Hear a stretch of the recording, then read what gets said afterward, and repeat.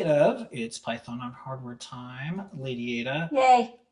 This is almost the conclusion of all the newsletters for the year. So if you go to adafruitdaily.com and click Python on microcontrollers, you will see the latest one. You don't have to subscribe if you don't want to, but you can. It gets delivered to your inbox. And we want to thank everybody for the entire year. Thank Anne for being able to do this newsletter. So the next one will be January 13th. And there'll be a lot because after the holiday break, a lot of people get their stuff. They want to play with it quick and easy.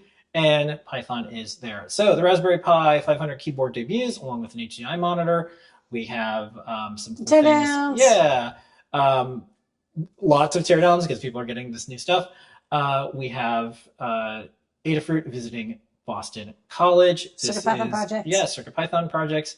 A little bit about Moo and the next things for it. We have us on Blue Sky, and we have a ton of projects that you can see, updates to our libraries and more other news with Python around the web. It's a Python world. We just live in it. And we've got 2 videos. So we were talking about the thing that Jeff was working on and then the thing that Tim was working on. So we're going to play those videos back to back. These are 2 Python on hardware demos. Okay. Let's do it.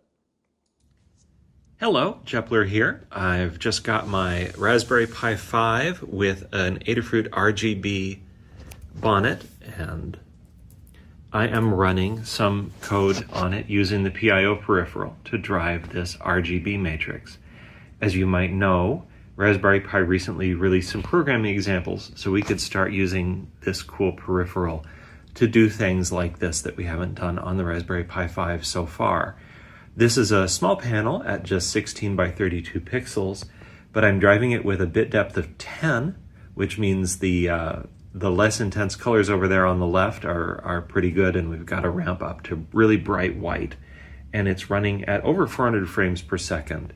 So you'd also be able to run some larger panels at a refresh rate of over 60 hertz. This is just a standalone C program for now, but I will be wrapping it so you can use it from your Python programs on Raspberry Pi 5. What's up, everyone? It's Tim here to give you a look at my latest project. Carol the Robot is a basic programming environment created to make it easier to learn computer programming. Carol was first created in the 1970s by a Stanford graduate student named Rich Pattis. The student writes programs that control a virtual robot named Carol. Various different puzzles exist for the student to solve using the fundamental building blocks of programming. Oftentimes, the next chapter builds upon concepts learned in the prior chapters. In January 2019, Chris Pike and Eric Roberts published a Python version of Carol for Stanford University, and now Carol has made its way onto microcontrollers with this new CircuitPython implementation.